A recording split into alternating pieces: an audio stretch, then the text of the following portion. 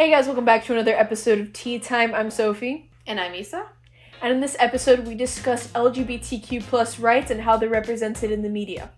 So in this episode, we talk to members of the LGBTQ plus community and discuss with them how they feel about their rights being taken away. Our first interview was with Amanda, who gave us some insight on how it was like to come out.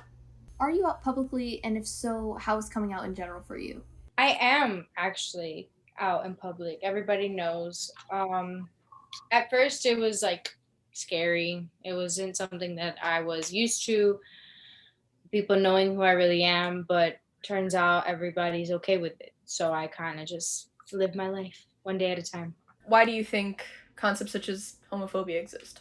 People just don't like something different. They don't like things that are different. They believe that something should be a certain way and that life should be that way. And sometimes it's not, and they don't realize it. Do you believe that sometimes someone's upbringing could be attributed to homophobia? Yes, the same way as like racism. Yeah, I do believe that because when you have people in your life that you grew up and you are like told this is wrong, this is right, this is wrong, this is right, you end up growing up to believe that. But when you get older and you make your own opinion, sometimes you follow your opinion, and sometimes because you want to make your parents happy, you'll follow their opinion.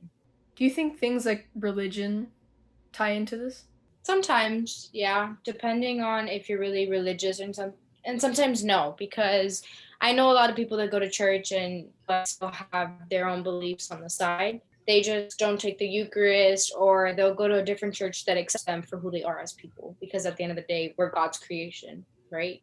What do you think about the current LGBTQ plus representation within the media? Like, I follow a lot of good people that motivate me to be who I am and not to hide it. So I guess in my part of the media, it's actually really good, but I've heard from friends and family members that it's actually really rough out there. And I would hate to see that side of it, but I know it does exist. Another quick question. Do you think that representation within media, as in like TV shows or even children's shows, like by including these LGBTQ plus characters, helps with just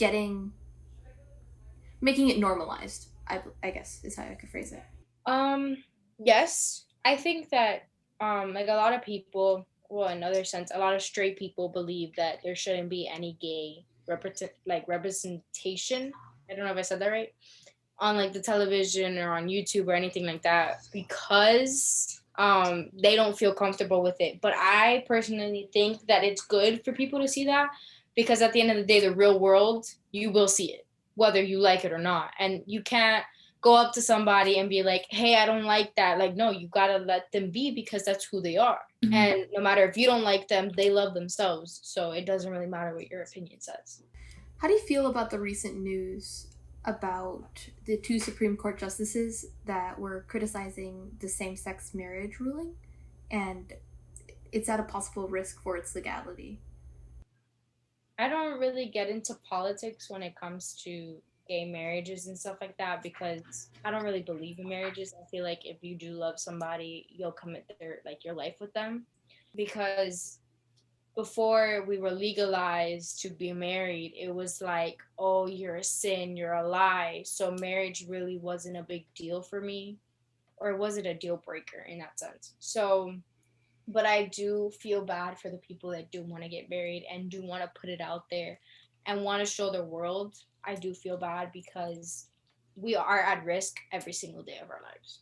No matter if we're walking the street holding hands, or no matter if we're, having a nice dinner. I mean, we get judged on a constant basis, and it sucks for all of us. Our next interview was with Levi, who gives an educator's perspective on LGBTQ plus representation within media. Are you out publicly?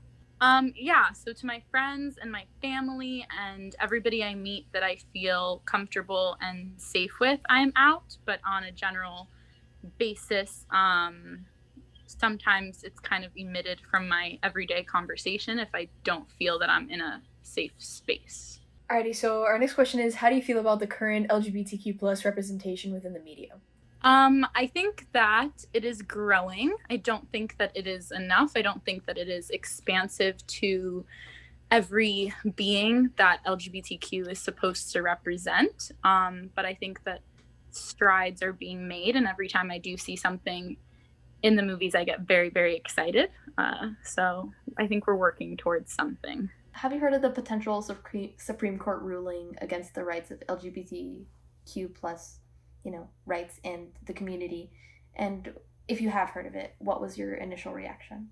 I've actually been hearing a lot of mixed things, which is kind of scary. It doesn't really seem clear to me what I hear things about trying to ban marriage, trying to ban adoption, trying to do all these different things. And I think that anybody trying to stop anybody from living their life that is not hurting anybody is just kind of absurd to me. And it's crazy to see that we go so far and then we get pulled back. So it's concerning to see the negative things that are happening in the world revolving around the LGBT community. So actually, I want to say it was yesterday as of filming today, Amy Coney Barrett, which was the one who had, or one of the first people who had proposed banning the marriage law again.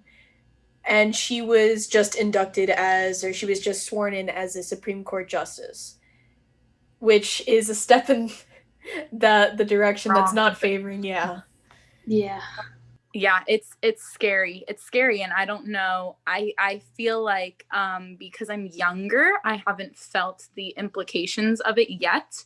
I do have friends who are a lesbian couple, and they're getting married in the summer. They live in Canada, so they are, but they're from here, so I can't imagine them being stopped and being told, "Oh, sorry, guess what? You're in the middle of planning for your wedding. Too bad, you can't do it," even though your marriage has absolutely nothing to do with anybody else in the entire world but the two of you. So I don't know. It's sad and crazy, and I don't know what's gonna, make a solid official change.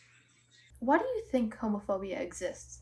I think people are just scared of anything that's unfamiliar to them, and I think that people live in a world where they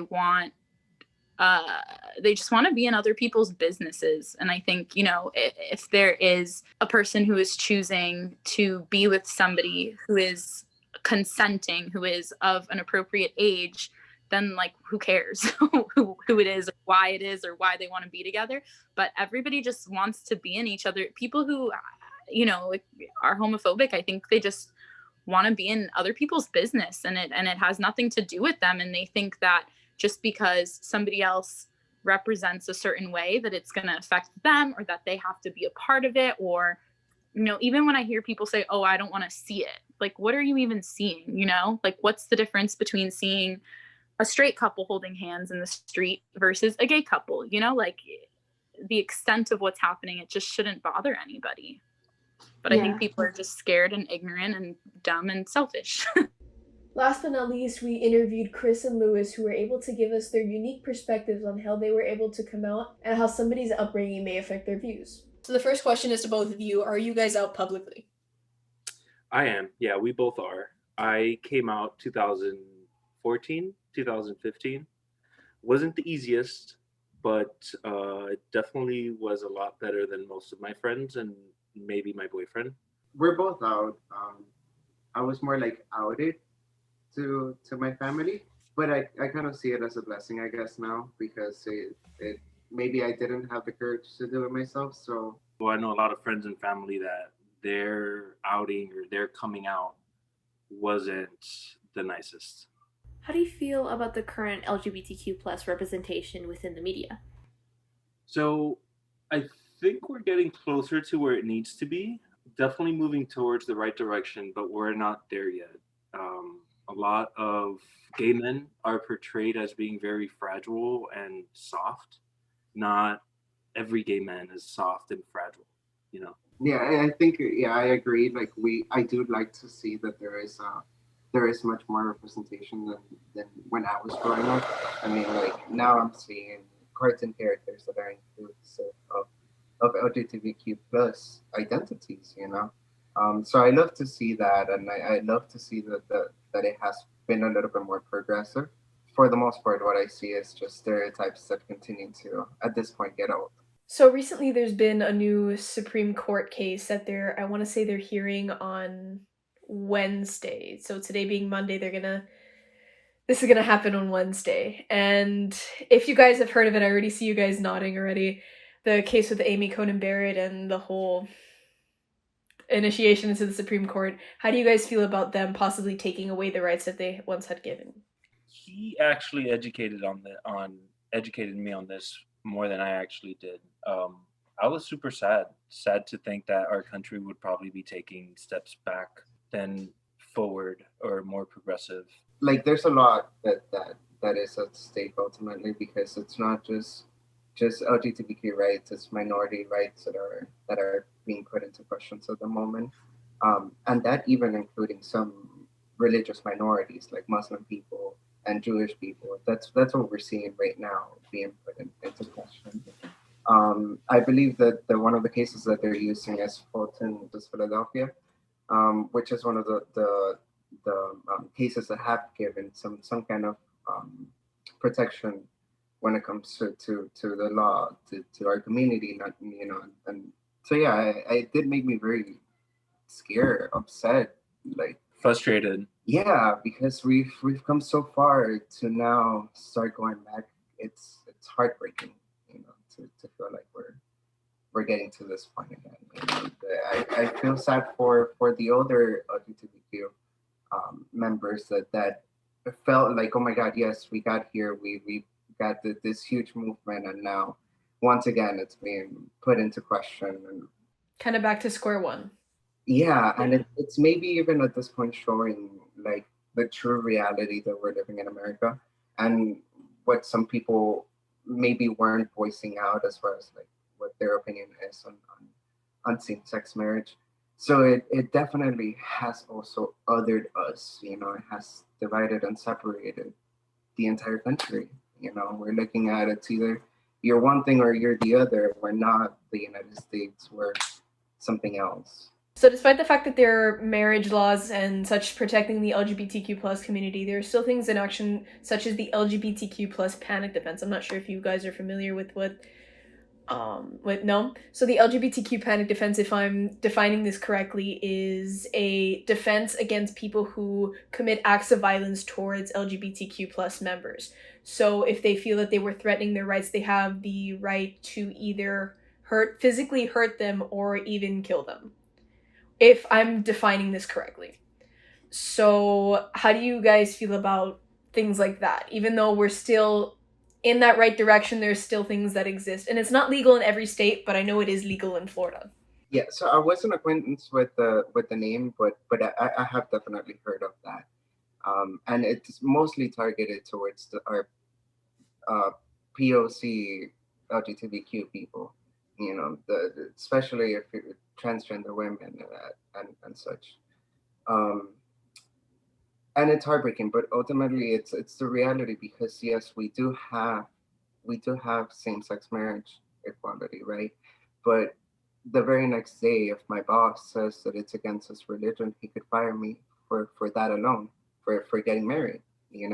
It's a double-edged sword. Like there is only so much progressiveness, right? And it's ultimately because it's also being left to the states to decide what our protections are and what the laws that will ultimately protect us, because it's different in every state ultimately what kind of protection you fall under. And we live in Florida. Ultimately, the South, it's not as much as we want to believe that it's a progressive state.